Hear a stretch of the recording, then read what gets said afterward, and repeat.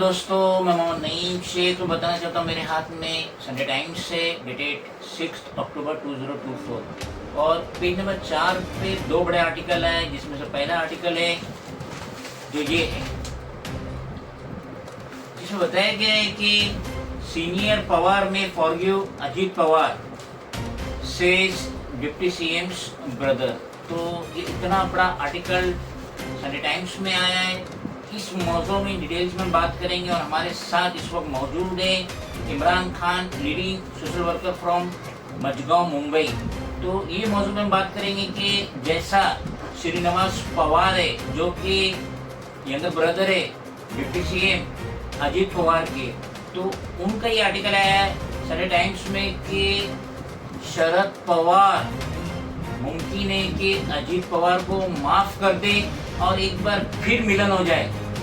NCP का merger हो जाए, वापस से मिलन हो जाए। क्योंकि जिस तरीके से अजीत पवार ने अपनी अलग से पार्टी बनाई एनसीपी,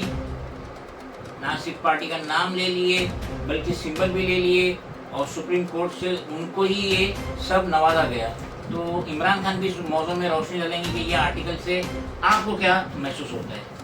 देखिए कि एक तो उन्होंने पार्टी जो शरद पवार से अलग होकर के अपनी उनकी जो सिंबल थी, घड़ी थी, उनका जो नाम था वो ले ली। सेकेंड थिंग, ये ऐसे नहीं थे कि बाहर के थे, फैमिली के थे और ये इन्होंने ऐसा किया करके, और आज जो बोला जा रहा है कि भाई इनको माफ़ करके वापस पार्टी में ले लो, तो ये तो ऐसा हो रहा है कि एक तो घर की बात है और दूसरी तरफ ये पॉलिटिक्स है। तो बोलने से मुराद ये है कि घर की बात अगर पॉलिटिक्स में ला करके उसको उधर मर्ज करेंगे तो जो दूसरे मेंबर्स लोग हैं, जो दूसरे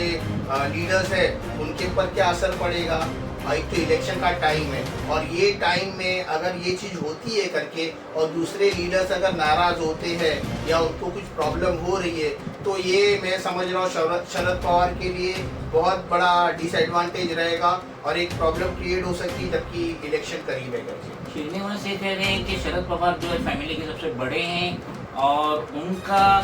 जो स्टाइल है वो कभी भी पॉलिटिक्स को रिलेशनशिप से मर्ज नहीं करते हैं। तो वो पॉलिटिक्स को अलग रखते हैं, रिलेशनशिप को अलग रखते हैं। और बारामती में जो वो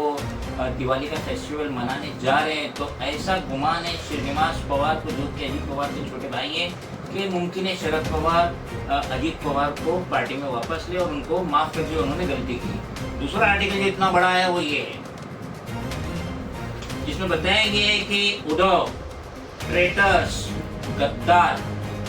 could not get jobs after assembly poll। तो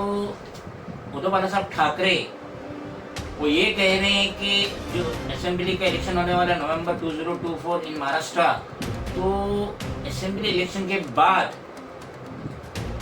वो जो ट्रेटर्स है, जो शिवसेना के गद्दार है, जिन्होंने उद्धव बाला साहब ठाकरे का साथ छोड़ के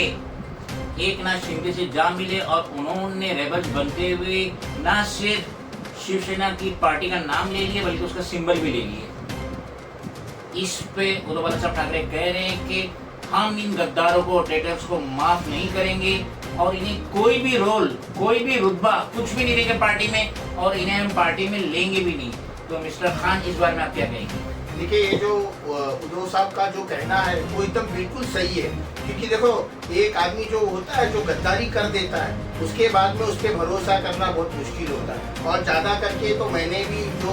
पॉलिटिक्स में है लोगों ने कहा है कि भाई सियासत में कोई किसी का नहीं होता है करके, अगर वापस इनको वापस लिया जाता है तो ये हो जाएगा कि इन पे क्या भरोसा किया जाए कि बाद में ये और क्या पार्टी को या जो उन्होंने अभी तक मेहनत करके वापस गेन किए हैं तो उनको उससे क्या तकलीफ दे सकते हैं और आगे क्या उसके साथ में गलत हो सकता है। तो मैं तो उद्धव साहब के फेवर में रहूँगा कि वो जो बोल रहे हैं कि इनको वापस कोई जगह पार्टी में ना मिले, इसके बाद में वो और क्या कर सकते हैं उसका कोई अंदाजा नहीं लगाया जा सकता। बहुत अच्छा डिसीजन ले रहे हैं उद्धव बाला साहब ठाकरे इन ट्रेटर गद्दारों को पार्टी से दूर रखते, क्योंकि ये ट्रेटर्स एक नाथ शिंदे और उनकी जो टीम है रेबल्स की 40-42 की जो एमएलए की टीम है, उन्हें अच्छी तरीके से अंदाजा हो गया है कि इन्होंने उद्धव बाला साहब ठाकरे का साथ छोड़ के बहुत बड़ी गलती की। इन्होंने एक नाथ शिंदे से जा मिलकर बहुत बड़ी गलती की। इन्होंने अपनी पार्टी को बीजेपी से एनसीपी से मर्ज करके जो हुकूमत बनाए महाराष्ट्र में बहुत बड़ी गलती की, क्योंकि हरियाणा की जो रिजल्ट बता रहे, जैसा कि हरियाणा का जो विधानसभा का इलेक्शन हुआ 5 अक्टूबर को, तो इलेक्शन के 2 दिन पहले ही मोदी और शाह ने मैदान छोड़ के भाग गए। उन्हें अच्छी तरीके से एहसास हो गया कि जो 10 सालों से हम हरियाणा में अपना राज कर रहे हैं वो पूरी तरीके से फ्लॉप हो गया और आवाम पब्लिक वोटर्स बीजेपी के खिलाफ है, जिसके नतीजे 8 अक्टूबर को पता चल जाएंगे, ट्यूसडे के दिन। और अगर तो शुमार एग्जीक्यूटिव यही बता रहे हैं कि बहुत ही अच्छी बहुमत से कांग्रेस आ रही है और बीजेपी का पूरा सफाई हो रहा है हरियाणा से। तो वो देखते हुए इनकी जो हुकूमत चल रही है 2.5 साल से चल रही है एक नाथ शिंदे की महाराष्ट्र में बीजेपी और एनसीपी के साथ, और जो 10 साल से जहाँ हुकूमत थी हरियाणा में, वहाँ पे जो बीजेपी का बेड़ा गर्क हो रहा है। तो ये सब लोगों को, रेबल्स को पता हो गया है कि अब अगर हम एक नाथ शिंदे की नाव में रहे या बीजेपी के साथ तो ये भी गर्क हो जाएंगे। उद्धव बाला साहब ठाकरे अच्छे तरीके से जानते हैं, जिसकी वजह से उन्होंने ओपनली कह दिए ये ट्रेटर्स, इन गद्दारों को पार्टी में कोई जगह नहीं।